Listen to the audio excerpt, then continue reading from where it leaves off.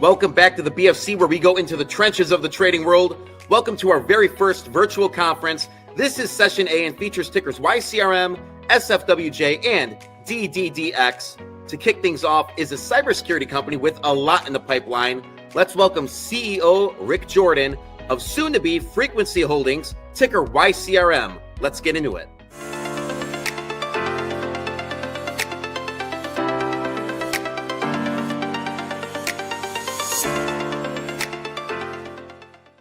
What's shaking?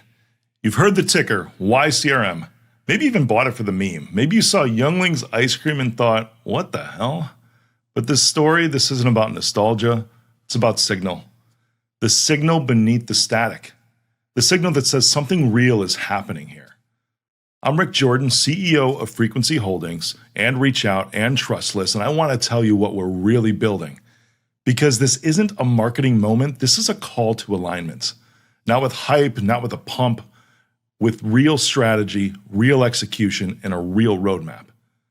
If you've been on the outside looking in, if you've seen the filings, heard the chatter, watched the price, but still haven't felt the heartbeat of what's happening here, this message is for you today. So let's cut through the noise. Let's go to the frequency. Where did this even come from, that frequency moments? See, I was 12 years old when I built my first computer. Not because I had to, but because I needed to understand what was going on. It wasn't about getting online, truly, because back then the only thing that we really had was AOL. Seriously, the original stuff. It was about understanding what was behind the screen, what made things move, what made data come alive, and really the outcome all this did for everybody. So fast forward a few years, and I'm still with that same family friend that taught me how to build computers. I'm in his car, I'm looking up, and I see a cell phone tower. And I'm like, what's that? And he's like, oh, that's a cell tower. And he starts teaching me all about frequencies, high band, low band, how low frequencies travel further and they penetrate deep, they endure. High frequencies move fast, they're nimble, real time. See, that idea never left me. And then I started seeing this concept everywhere in human behavior, in leadership, in the markets, in capital. Some signals are designed to be heard now, some signals are designed to last. And the best ones, they do both. You build them deep and you push them fast. That's what this is. That's what I'm building. That's what frequency is all about. I've spent my entire life doing exactly that, whether it's in business or tech, or even in church and music, tuning into the signal for what the world is waiting for. Now, let's talk about where this began, okay? Not the surface story, the truth. With YCRM, took over a legacy ticker with baggage. Youngling's Ice Cream. Yeah, that's right. The 100-year-old company that came into existence because of prohibition when the beer arm had to stop producing beer. A name with history. To some, that was actually funny, right? To some, it was kind of confusing. To others, a red flag. Even to me, I was signing things for so long, still am, as the CEO of an ice cream company. You know, to me, though, it was still signal. Not of what we were, but of what we could become. Most wouldn't have touched it. Seriously, a sleepy consumer brand that already had a failed reverse merger, changed names a few times, a low float, low engagement, no buzz. But see, I don't chase buzz. I build signal. I inherited more than a name. I inherited resistance, old structures, old patterns, old perceptions, old shareholders. But friction, that's how fire starts. So I leaned in. Had plenty of chances to pull the escape hatch, but I leaned in. See, I didn't come from private equity. I didn't have a SPAC or a billion-dollar hedge fund. What I had was conviction, clarity, and resilience. So day by day, through this grueling process, started removing the noise. Cleaned up the financial statements. Filed our filings. Going through bad acquisitions at the time. Eliminated debt. Built cash flow. Not for the applause, believe me, because there's next to none. But I did it for the mission. I didn't just talk transformation, I executed it, and you can see that. From legacy to leverage, from retail confusion to institutional foundation. And I did it while keeping the freaking lights on. Not just metaphorically, I'm talking literally payroll, vendors, SEC, auditors, customers, all while laying the groundwork for what's next.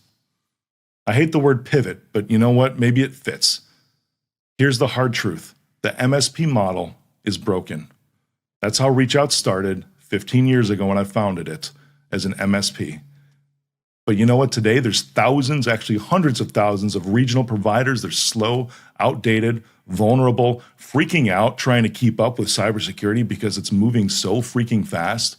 I see it on the front lines. Clients getting breached, support tickets getting lost, technicians getting overwhelmed. And every month, there's another newsletter that comes out, right, that's pretending everything was okay. It's not. This industry has not been okay for a long time. So I needed to kill the traditional MSP model. Even last year, our growth by acquisition, I walked away from the slow, large acquisition roll-up model, burned it down to build what came next. So we launched ReachOut, cybersecurity first, AI integrated, cloud native, process automated. Then I layered in our structure, a holding company to behave like Alphabet right at the top with Frequency Holdings. Clean, scalable, capital aware. I didn't just pivot, I upgraded the operating system. Embedded AI into every layer, help desk automation, customer sentiment tracking, real-time asset reporting, behavioral analytics for end users. The result was speed, visibility, retention, and most importantly, margin, the real kind. Here's where we are right now. We've gotten through all of our filings. We're on normal cycles. I did not bail. I stuck around. Eliminated over $8 million in liabilities. Retained ownership. I did what startups typically say is impossible. Became profitable, gross margin, before raising institutional money. I did that before we even took over the ticker YCRM. And now renamed the entire parent company to Frequency Holdings. Not just to sound cooler, to reflect the truth. This is not just a tech company. This is a capital-first platform. So let me break it down. ReachOut, our execution engine, cybersecurity, IT, compliance readiness, national scale with local deployments, growing small MSPs into profitable monsters. Now, I said I ditched the large acquisition model. We're doing tight, nimble acquisitions now. Not $5 million acquisitions, but $500K to $2 million. These are MSPs that can be scaled 2 to 5x in a matter of 12 to 24 months into profit monsters. We can execute faster, integrate cleaner, and build higher. Now, trustless, it's our sovereign data layer. Decentralized identity built on the blockchain with quantum level encryption, digital verification in a zero trust world. It's designed for literally everybody on the face of this planet, but even more importantly, to companies just like ReachOut, to MSPs. We can implement it there, take it to market fast when our funding round is complete, and then scale it beyond that into other industry verticals, and they're pretty much endless. Media, our reach amplifier. If you've never looked at my podcast, All In with Rick Jordan, it's top 2% of the world, and I say that with such humility because I've never taken on sponsors, although I might start to look for some now. I've never actually promoted it in any kind of ads or anything like that. It's just been clean signal for those who wanted to tune in. And even with that, I'm announcing here today that All In with Rick Jordan is going to be rebranded as Frequency. Even with my social following, there's over 2 million impressions every single month. How's that for a good reach for a public company? This is human-led investor alignment. You put it all together, it's revenue plus media plus compliance plus sovereignty. And it's working. Now, I'm not going to pretend like I don't see some things and hide behind anything, which means I'm not going to sugarcoat things either. Now, I took in a convertible note, a couple of them, about 18 months ago when we reverse merged and we took over the ticker YCRM. It did serve a purpose at the time. It bridged the transformation. But now, everybody can see that those shares are hitting the market. And it's applying pressure. It's limiting liquidity, and it's creating some fear and hesitation. I get that. Retail can see red candles, institutions are hesitating, and momentum, it stalls. I've had more than a dozen real funds tell me, Rick, we love what you're doing. We just want to wait. And I get it. I understand where they're coming from, but you know what? I'm not waiting. That's not what I do. Because while they watch the price, we're watching contracts get signed, cash hitting accounts, and more talent coming aboard. See, the market hasn't caught up to us yet, but it will. Once this pressure lifts, this company is going to reprice like a freaking slingshot. So come with me here. Let's zoom out for a second, okay? Here's what's next. Ticker change. We talked about that for a while now because we filed our change with FINRA on February 5th. Here we are in the middle of June already, right? I'm hoping this is going to be soon. It looks like we're getting close to the end. We've already chosen the name Frequency Holdings, changed it at the state level. We're waiting on FINRA to approve the name change and the ticker, which our primary choice, I'll tell you, is FRQN. Now, AI-driven lead gen. This launches in about a week and a half. This is really cool. It's expanding nationwide and going live in 3 cities right out of the gates. It's incredible because this is going to be the engine that's going to be pumped in to our smaller acquisitions and as we continue to go forward with ReachOut. We're building 7-figure pipelines for acquisitions since the beginning of Q2. We're going to find these acquisitions, and even more importantly, we're going to execute on organic sales once we acquire these acquisitions and even within the existing ecosystem right now. Trustless. We've talked about this. You can find podcasts about this where I'm interviewed. It's preparing still for early stage institutional engagement. This is something that is such an incredible concept that most people are saying, I don't want to get on board in such a small way. I want to get on board in a big way, just like Frequency is securing a large stake in Trustless. Now, something I gave away a little bit ago and probably about a week ago in a video is that we're looking to move our headquarters. Right now, we're based in Chicago in the suburbs. We're actually domiciled, Frequency Holding is domiciled in Nevada. We're looking at moving and exploring to Miami, Florida. We're considering this relocation for capital access and really the tech ecosystem, and most importantly, uplisting prep. Miami is where it's at today. For shareholder base, for audit structure, for equity architecture that's already in motion. Now, this isn't a wish list, it's a map, one that we're following with precision. See, look, this isn't my first company. It's not, especially not my first downturn, and it's most definitely not my first rebuild. But this one, it's different. I founded ReachOut 15 years ago, and I love it because it's built for both the now and the next. And that's where Frequency sits now as well. Because I've made mistakes before, but I learn, I rebuild. And this time I build it clean and then I build it lean. So no overpromising, no toxicity, no vaporware, just execution, cash flow, conviction, and resilience. I didn't build this to exit, guys. I built this to compound.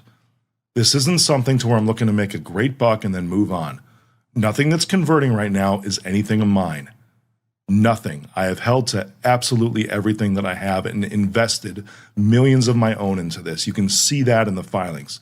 So if you're an investor looking for a short-term pop, come on, look elsewhere. I don't want you here.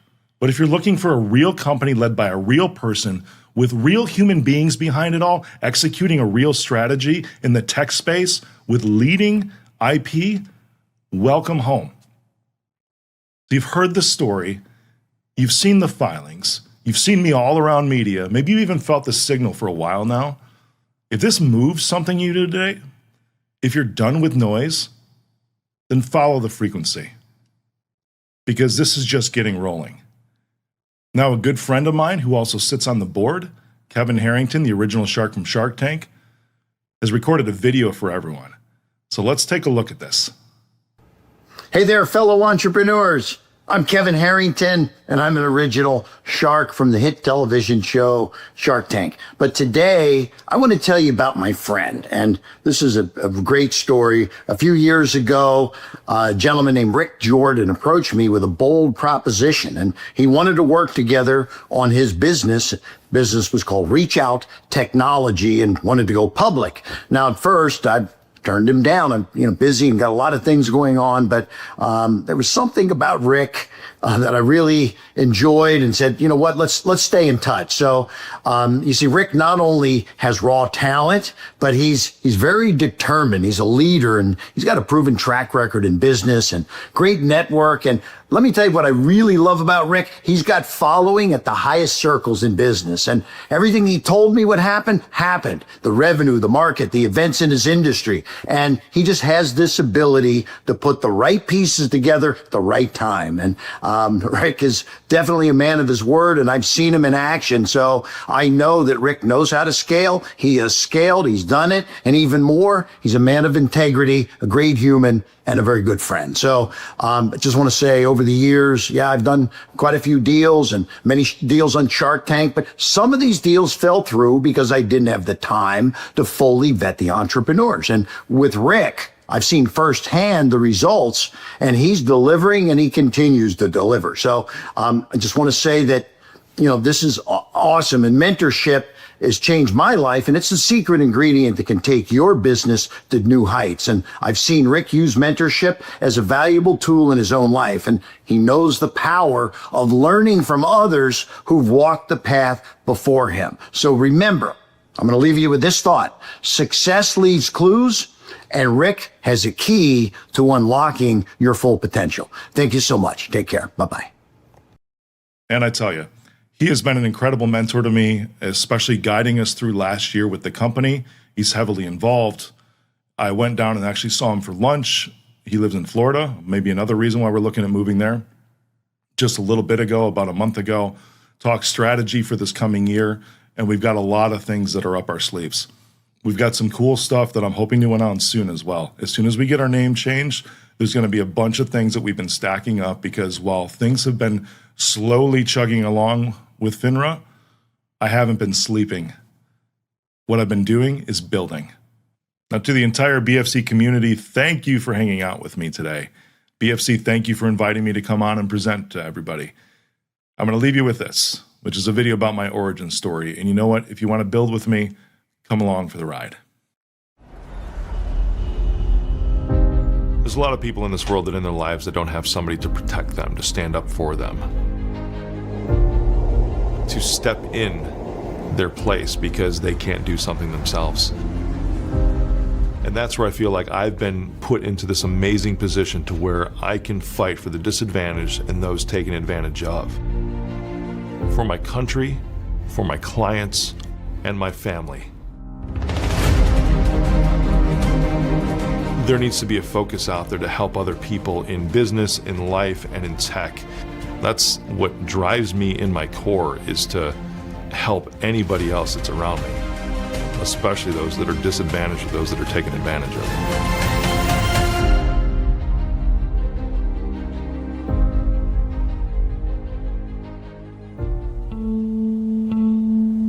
I grew up in the suburbs of Chicago with my mom, my dad, my brother, and my sister. A lot of fun memories there. I mean, just 2-car garage. Always had to share a bedroom with my brother. That was always fun. I do remember that my parents worked a lot, and they were really just hustling and trying to go after things. And then when my brother and sister were born, everything just shifted. My mom stayed at home, and I saw my dad really just trying to make ends meet, and seeing them struggle like that was something I never wanted to have to deal with. I played baseball for 9 years. That was the first thing that I really played consistently, to where I really learned what it meant to be part of a team. My dad was a musician to his core. He had a degree in music. That was his thing. He played in bands all over the place, played in clubs. He was a huge influence on me in music. He led bands in church. I started playing drums in church when I was just 10 years old with him leading the band. It was a lot of fun. And then I took up guitar because I saw him playing guitar in church. And then guitar ended up being one of my best instruments, and it's the most fun for me too.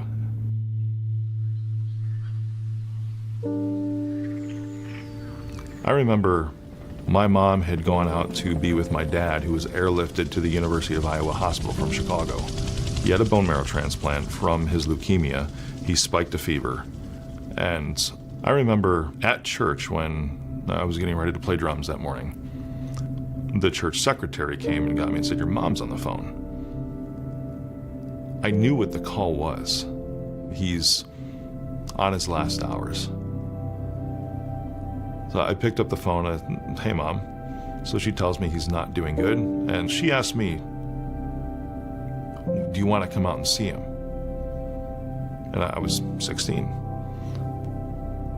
I asked a question back. I said, "Would he even know that I'm there?" And there was this pause on the phone. And she goes, "No," just in a super shaky, low voice. So then I don't see a point then.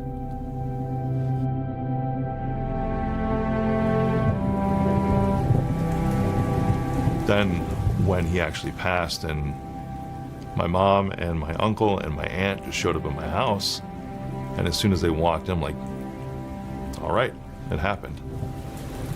Then in this few seconds when I walked out the door of my house to where I just wanted to run away from everything, until I saw my uncle standing there. I really feel that I was just going to take off in that moment, because all this responsibility started to come down upon me, and I had next to no control over it. He grabbed me, put his arms around me, and just hugged me. And even just that hug is all I needed in that moment to be like, you know what? I'm here for you, but I also know that you got this. At that point in time, it was like an immediate shift from being a kid into being a man. I went into this mode of, what do I need to do? What do I need to do to make sure that my brother and sister are okay? What do I need to do to make sure that my mom's okay? Because of that, because of my uncle, I don't run away from anything in life now. When my dad passed, my mom, it was just a big, huge hole in her life. Still during that time, I mean, she did what she could to provide for us. She still worked full time. What I did was I worked full time. I went to school. I got my brother and sister up in the morning because my mom was already at work. I would make sure they'd be fed, dressed, just making sure that my brother and sister were taken care of. And so I remember my mom was only making around $7 an hour. That's it. At that point in time, it was like an immediate shift in my life. I just really, really wanted to work. So I started at McDonald's. I was the fastest freaking drive-through order taker that ever existed at that place. After McDonald's, I worked in a warehouse. But 6 months after being there, they knew my background and said, hey, you know, this guy's not just somebody that can pack boxes. He's somebody that could actually maybe do some of the technical stuff too. That's where I cut my teeth in enterprise systems and really getting into cybersecurity, because I started to find a lot of flaws in their security measures, and I would be the one to solve them. Over the course of years, I never saw myself as being stuck in one place. It was always just trying to keep moving on towards the next bigger, better thing, like climbing that corporate ladder. And I did it. I love technology. The .com era was taken off, and I said, I'm doing this on my own, and I became an independent technology consultant. I did that for 3 years, and then I launched ReachOut Technology.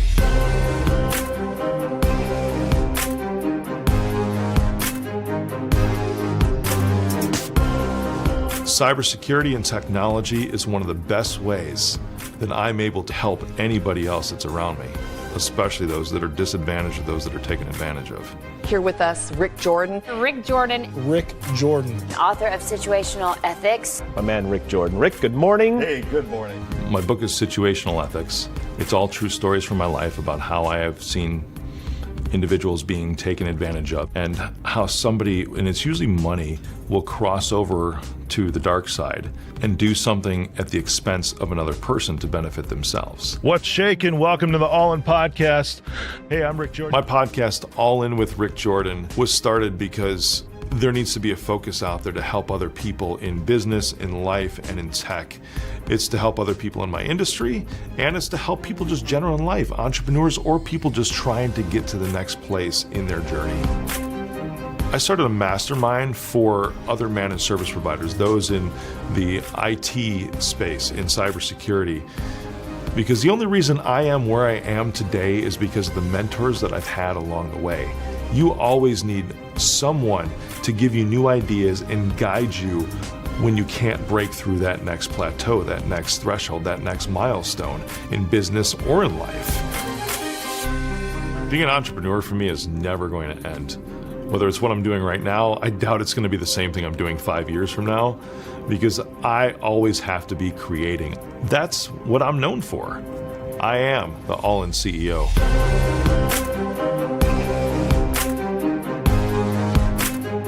I am Rick Jordan, and I approve this message. Next up, we have a not-so-ordinary cannabis company that is building a massive operation in Colombia, not held by the politics of the domestic market. They are expanding internationally. Please welcome CEO Gabe Diaz of Medcana, ticker SFWJ.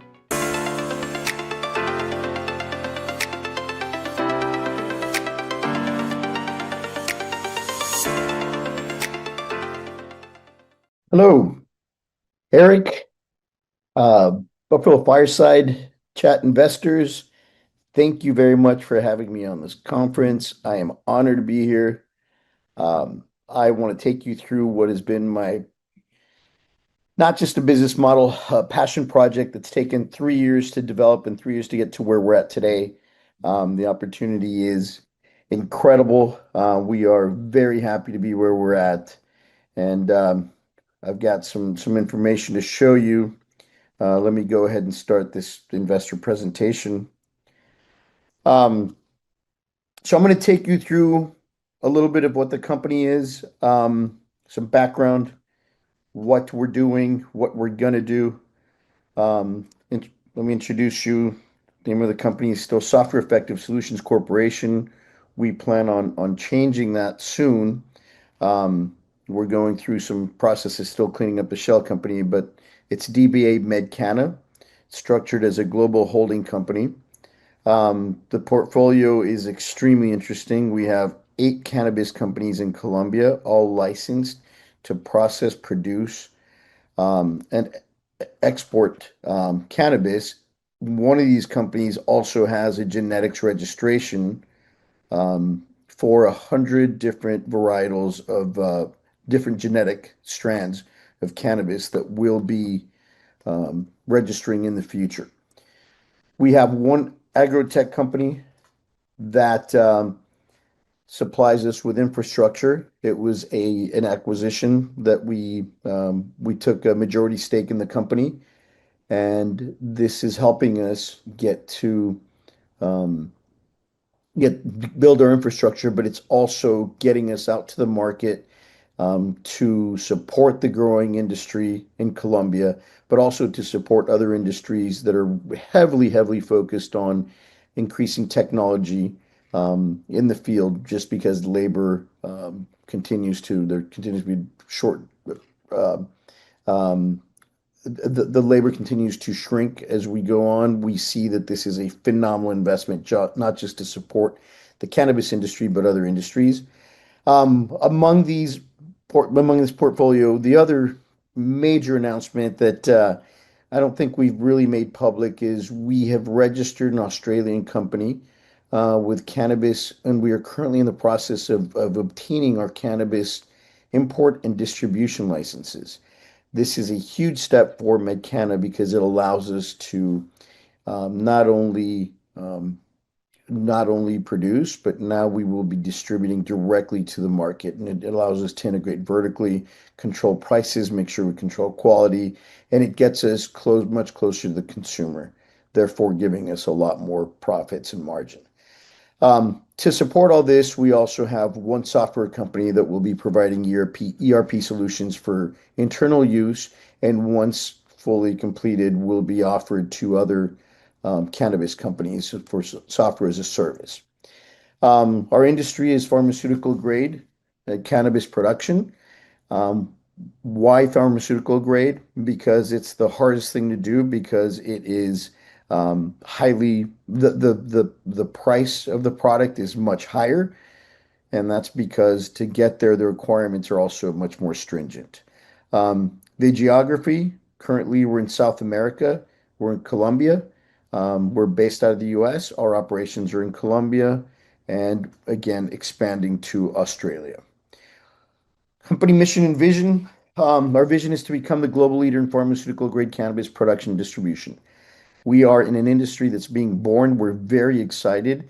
Even though it's been legalized in many countries for quite a few years, the globalization of this product and the ability to get to other markets has really not been, it has not evolved, and it's not there yet. We're very happy to be here at this point in the industry at a global level. Our mission is to leverage innovation, sustainability, and traceability to deliver top-tier cannabis products. Let's talk a little bit about the global opportunities, and this is what really gets me excited. The biggest monster, and this is something firsthand. I had the opportunity to travel to Brazil and meet with some government officials and pharmaceutical officials. And here's a little bit of background. In June 2024, Brazil actually legalized up to 40 grams of cannabis for, and again, we're talking pharma, but this is important because this monster is going to disrupt the global markets in a very, just in a very serious manner. The legalization of 40 grams of cannabis and the cultivation of up to 6 plants per personal use came through in 2024. However, and there are 9 million estimated regular cannabis consumers. This equates to 360 metric tons per month. And these numbers are extremely conservative, extremely conservative. These The government now is considering a public-private model to make sure that the distribution is done through this model, through franchises, in order to control the quality and obviously to generate revenues from taxation. This legal shift is expected to increase the demand globally dramatically, dramatically. The 360 metric tons right now, Colombia is producing approximately 40 metric tons a year, 50 metric tons a year tops. And so you can see that kind of dent. Not only that, but there's global opportunities in Australia, obviously, and Europe. European medical cannabis market is valued at $2.6 billion in 2024, and it's going to reach at $12.7 billion by 2033 with a CAGR of 18.33%. Germany currently leads the market with 26.7% share in 2024. Legalization efforts are expanding throughout the continent, like Germany, the UK, Italy, and Spain are adapting their laws to combat cannabis use. Switzerland has already legalized in 2 cantons or states the full recreational, again, focusing on quality and making sure that it's pharmaceutical grade. And again, the European adult cannabis market is also gaining traction, estimated market size of 104 million in 2024. But the Australian legal market was estimated at 123.9 million in 2024. It's expected to reach 186 million in 2025 with CAGR of 23.7 from 2025 to 2030. Not only that, Australia, what happens with Australia is the weather does not permit, it's a very harsh weather, and it's been tried over and over to grow cannabis in the country, and it has not succeeded. So we are very excited about entering the Australian market. Obviously, the European market is extremely important, and I'll talk about that in just a second. Let's talk about, all right. Let's talk about getting back to Medcana. What are our core strengths? Again, we have fully licensed operations in 7 companies acquired in Colombia. We have capacity for 27 acres of greenhouses, and that is a tremendous, tremendous opportunity. Again, we have the ERP and agriculture technology integration, and we have the strategic partnerships currently in order of completion, we have a partnership with Germany where we already have standing purchase orders for the first production run. Again, we're working with Australia to get our distribution in place, and Brazil will be coming up next through some of these phenomenal meetings that we've had and where we're seeing that this is going. Let's talk about infrastructure and operations. The location is in Antioquia, Colombia. It's a very unique advantage. Extremely unique advantages. 6,900 feet in elevation gives this area spring-like climate. The temperature is between 76 and 72 degrees year-round. Sunlight is 12 hours.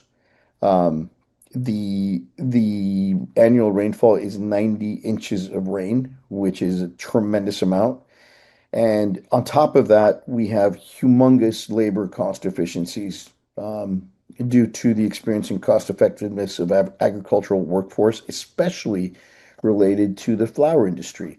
Colombia's largest export and largest crop is currently flowers. The region we are in is focused almost entirely on flower production. So the actual crop and the product that we're selling are the buds, are the flowers, and it takes a lot of work to manage these and to trim and to maintain these during the growth cycle. And we've got the labor that is perfectly trained for this. Again, full-scale production begins in full-scale production begins in 2025.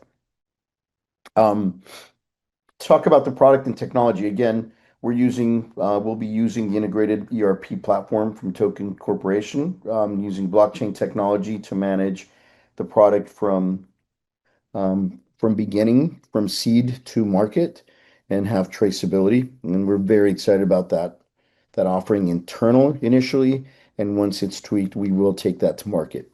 Again, with technology, the agrotech company that we've got a major stake in, Eco2O, is a greenhouse irrigation monitoring and control system company. We are integrating other products such as drones and other technologies that are already on the market. It's just, again, Colombia takes a little bit longer to get this technology, and so we will be bringing these technologies to the market in Colombia and hopefully to other Central American countries. We do have opportunities in Ecuador right now. We have opportunities in Costa Rica. So we are looking at a very favorable expansion of Eco2O. Financial overview. We currently have 1.5 billion authorized shares. We have 319 million outstanding shares, 176 million in restricted, 143 in unrestricted, a float of 118 million. We're in the process of reducing 70 million shares. Revenues and valuation projections are extremely conservative. I want to be extremely conservative with where we're going. What you'll see are numbers that we're very confident we will meet and exceed. But the expansion, the current focus right now is the expansion of our greenhouse facilities to increase production, expansion of operations in Australia. We have secured purchase orders from Germany and for our entire production through the end of the year. Our revenue target is 50 million annually once we're complete, with a market valuation multiple of 2.5 revenue. That gives us an estimated market cap of 125 million and a projected stock price of 24.5 cents. Again, very, very conservative numbers in every aspect. We want to make sure we're going to hit these numbers. What are our objectives? Our current objective is obviously begin production and then expand certified pharmaceutical distribution globally. Launch Colombia in operation with 27 hectares of production, community impact, and environmental stewardship. We're in a very unique position as a company where we are impacting the community already have by paying better wages, by helping the local schools, by getting involved with the community. So we're very happy to be in the area that we are. The leadership is comprised of myself, Gabriel Diaz, again, a serial entrepreneur, built multiple companies. Um, I'll talk about this. I came from the telecom industry initially, and I saw a very similar cycle that I'll mention in the next few slides. Our primary advisor is Will Margorian, who is CEO of Anutea, which is a 7-year-old cannabis company operating in Colombia. We've brought him on as a senior advisor. Tremendous experience in agriculture, in agri-tech, and 7 years experience in the cannabis industry, and it's since its inception. Jairo Alexander Castro is our regulatory and compliance advisor. He's a former member of the Regulatory Council of the Ministry of Justice that actually wrote the law, and contributed to drafting technical regulations for the cannabis law. So we're very well advised on that end. Our agriculture director is Diego Flores, with 20 years of experience as production director in the flower industry, trained and worked in Switzerland in pharmaceutical cannabis production, specifically in greenhouses. And then to round out our legal, regulatory, and finance, we work with Snyder Roldan, who is the CEO and founder of Stratop Financial, an ex-Deloitte, founder of the company as ex-Deloitte. The company manages our legal, regulatory, compliance, finance, and taxes. We are very happy with this core group to be able to begin operations. Why invest in cannabis in Colombia? Well, let's talk about it. This has a lot of similarities to telecommunications in when deregulation happened in the early 2000s. And that's that the regulation came through, the law came through to deregulate telecom. Hundreds and hundreds of companies were launched in the United States. There is a difference between the law being drafted and then the regulations being drafted.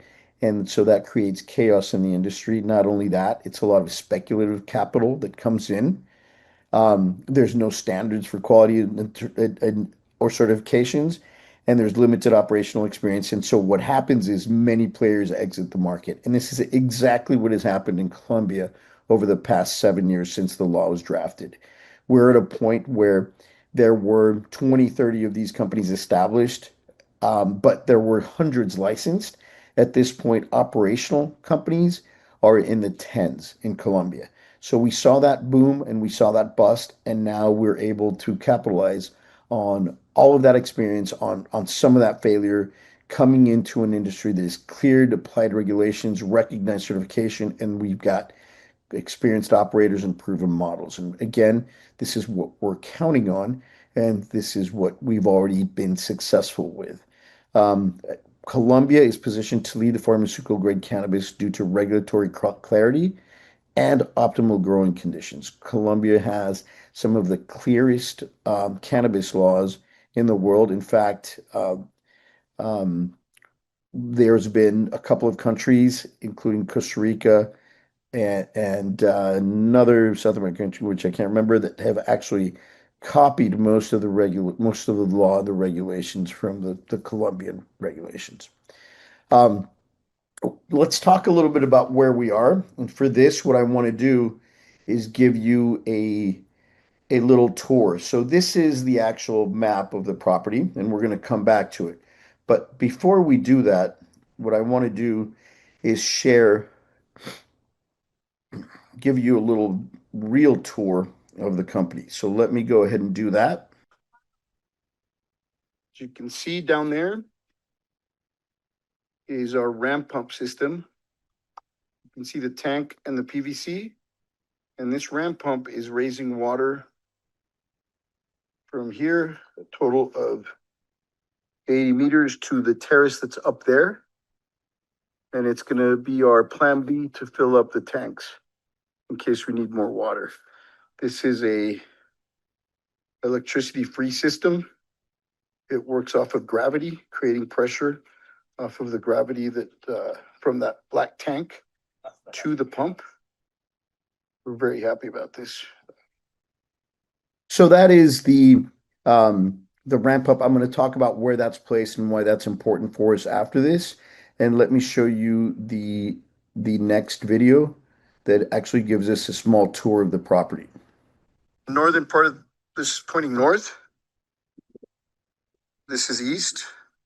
Again, the property, the river is down there. You can see the greenhouses where we've done the testing for the microclimates. That greenhouse, the very back of the property, is the last portion of the property. Then going back around, this is where the terraces are. That's terrace 3. We were just there a minute ago. That's the greenhouse, and behind that is terrace 1. And then on this side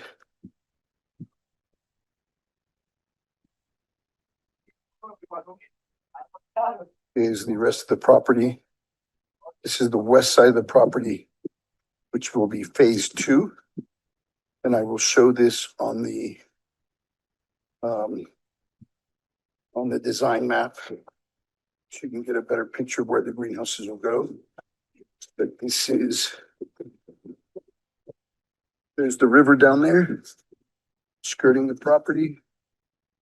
There is the greenhouse. This is phase 2. The river goes around the back, around that tree, and then back around to the east. All right, so as you can see, this is a virtual tour, but now let me show you on the map what we're actually looking at. So this is the north part of the property. We started showing this side of the property. And again, it's a very, very large property. So the companies are all next to each other. The licenses are set next to each other. The reason for that is in the future, it may give us it has two options that we get with this. One, we can move these licenses and expand in other areas geographically, or 2, we could actually sell some of these companies and retain genetics and retain production and retain a lot of things. It just gives us options to have multiple companies. But we have all these companies where you saw the small greenhouse was right here. These small greenhouses you saw were used for a year to do microclimate testing. The property, all of these things that you see are natural springs that are protected. This map combines all of the geological, hydrological, environmental, and then finally the design of the property. And so what you're seeing, these are natural springs. We have to build the greenhouses, which are right here, and we have to build these separated from the spring to protect the environment. We had to do an area here. This is approximately 10 acres of, 20 acres of protected land that we used as a preserve in order to comply with environmental protection laws. And these are the greenhouses that we'll be building. Again, this will be, this first phase is what I'll show you in just a second. This is what we're building right now, which will total 1 hectare or about 2.7 acres. Terrace 2 is what's built right now. Terrace 1 is being built. Terrace 3 is next as the first phase. The second phase will be this area, and the third phase will be these greenhouses. And this was designed in order, as you saw, the property is mountainous. We have to move quite a bit of dirt in order to set the area for the greenhouses. So this was done in order of magnitude of movement of dirt that we have to do, which equates to cost. So that is where we're at right now. Talking a little bit about the ram pump. The ram pump comes from, gathers water from this spring and takes the water up to the terrace. We're very excited about that because this is, again, all of the water that we will be using will be through rain collection. We have 2 large reservoirs, one right here and one that's going to be built down here. These reservoirs will be collecting rainwater from the rooftops of the greenhouses. The collection system for the rain collection has already been designed, and it's already being implemented here. You'll see that we have a reservoir on this side that we'll be using to collect the rainwater. But as a plan B, we will be using these ram pumps that don't use electricity, that use gravity to get water up to up to the tanks in case we need a plan B, which we don't expect, but it's important. So that is where we're going.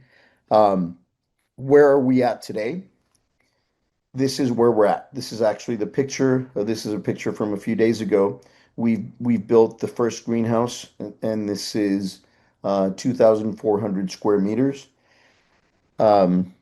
We are in the process of building the second terrace. All of the equipment is already here. We've built the reservoir, and we are building this. These are the rain collection canals, which have already been completed post this picture, and so that's where we are on the farm. Just to give you a little bit of background, before this, we had a smaller greenhouse here that we ran a full crop. We were very happy with the yield of the crop. We actually produced twice what we expected from the yield with very few problems, nothing major on pests, nothing major on microbiological, on any bugs or anything like that. We were extremely happy with the quality, and this was CBD that we did for our first run. The production was exported to Switzerland and sold, but it was a very small crop. But we are very confident that we are in the correct weather, that we have the correct temperatures, that we have everything to produce exactly and more than what we expect. Again, where we're at, all 7 Colombian companies are compliant, reporting, and active. Echo 2 is on track to generate $1 million in revenue this year. The 2,400 square meters, 25,000 square feet of greenhouses have been completed. This is that portion. The 2,300 square meters are coming of greenhouse under construction, aligning with the first cycle. And this is all one planting cycle. Even though this isn't built yet, we are planting in phases in order to make sure that the crop is constant. What we do is we're planting in phases of 1/3 of a greenhouse, and that gives us the full rotation that in 3.5 months we have crops, but we're harvesting every single day, every single week, and our employees are working constantly. So the operation doesn't stop. There's no weather, there's no winter, there's no summer. This is 24/7 year round, and this is a huge advantage over most other regions in the world that can only have 1 or 2 crops if they're out in the weather, and then they have to start heavily controlling their environment, and of course that increases their costs dramatically. So the supporting infrastructure, including roads, rainwater collection, ramp pumps, this reservoir have been completed, fully licensed operations and again, everything is fully licensed in Colombia with infrastructure ready for full-scale production. We have very strong strategic partnerships. I talked a little bit about Germany. We have a contract to purchase all of our production through the end of the year. And moving forward, we did not want to commit on that because we're counting on Australia to come online and being able to export to Australia at higher margins. And so, but we have clients multiple clients lined up and asking for products. So that's not a concern of ours. Getting the product to market is not our concern right now. The demand is unlike anything I've ever seen before in any industry. So again, in summary, regulatory and compliance frameworks are established with an expert advisory team. We really have a first mover advantage as a company. Even though we're 7 years in, this is the wave that executes. This is the wave that gets things done. We are there. We have a global expansion strategy. We have scalable tech, integrated operations. We have a strong valuation potential. There's not much more than you can ask for in a company, which is why I'm so excited. I'm so excited to present this opportunity to you guys. I hope you can see the vision. I hope you can see that this isn't just starting. We're already almost at the beginning. It's taken us 3 years to get there, but just with Terrace 1 completed, if you look at the numbers and the revenue numbers, we are a highly profitable company, and this is 1/10 of what we're going to be building. So again, very excited. Thank you guys for your time. Thank you for looking at my presentation. Very interested in continuing to communicate updates. Please follow us on Twitter. very important. And again, good luck and happy investing. Thank you very much.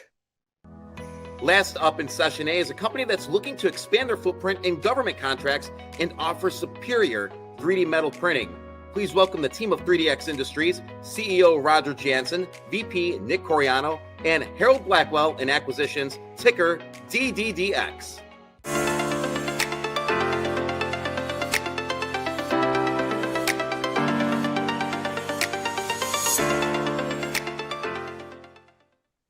Hey, we want to thank everybody at Buffalo Fireside Chats for having us. Thank you, Eric, for having us.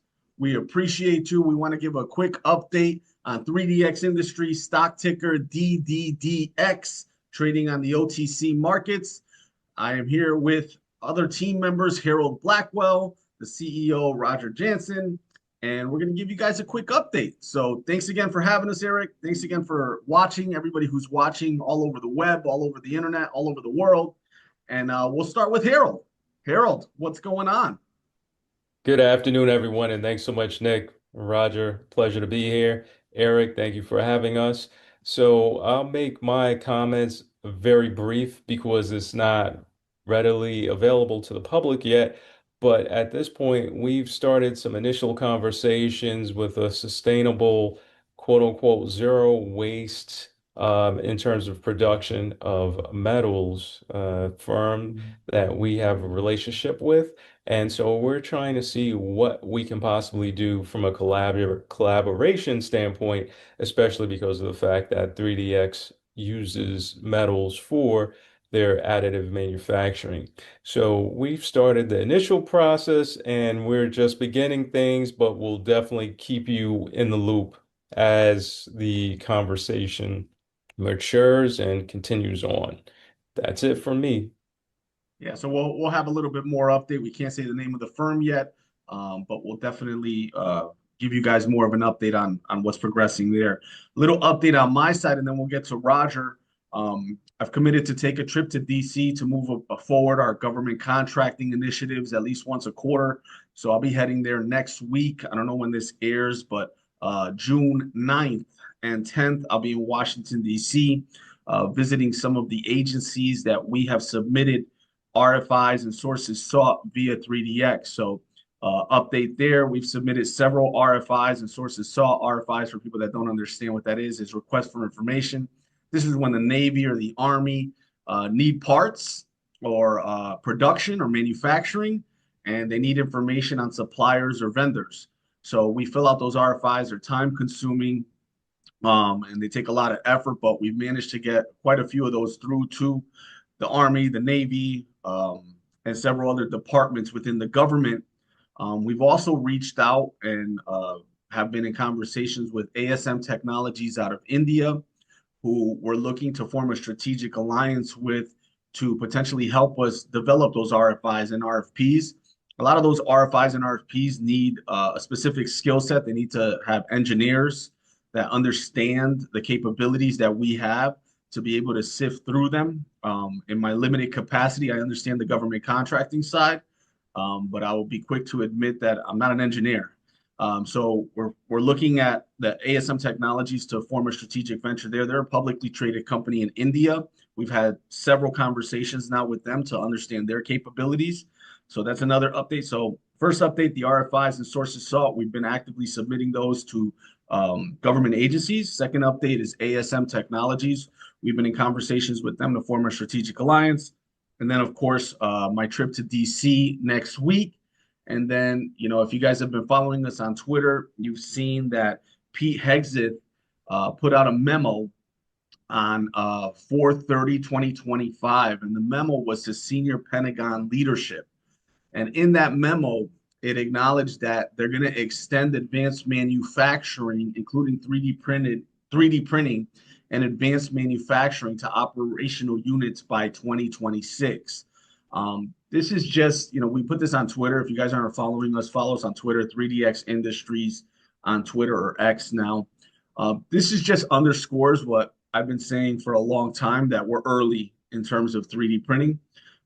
This is this year, right? In April of this year, they put out an announcement that they're going to get it up to par by 2026. So imagine, we've been in business, about a decade now, and the government is just catching up to us, which is great because when we show up to the government's door, it's not like we're a new provider or a new service provider, right? We've had this experience over 10 years, and they're just looking to dip their toe into that. So in relation to that, I'm going to DC to visit the Department of Defense and drop off our capability statement there, as well as the senators and House of Representatives who sit on infrastructure and manufacturing committees. So that's just a quick update. So again, working the government contracting angle, trying to get in the door there, our joint venture partnership that we're working on with the Bombay Stock Exchange traded company, and then responding to this memo from Pete Hegseth, and really leaning into that when we contact these agencies to let them know that we're ready, willing, and able to deliver manufacturing solutions, whether it's subtractive or additive, to the U.S. government. So that's just a quick update on me, and I'll pass it to Roger. Thanks, Nick. Thanks, Harold. Great to be on the BFC. I'm working away here at 3DX on my daily basis, keeping the gears oiled. Give you guys a couple updates. I spent some time at the Rapid TCT show in Detroit here recently, staying engaged with the industry leaders, had some great meetings.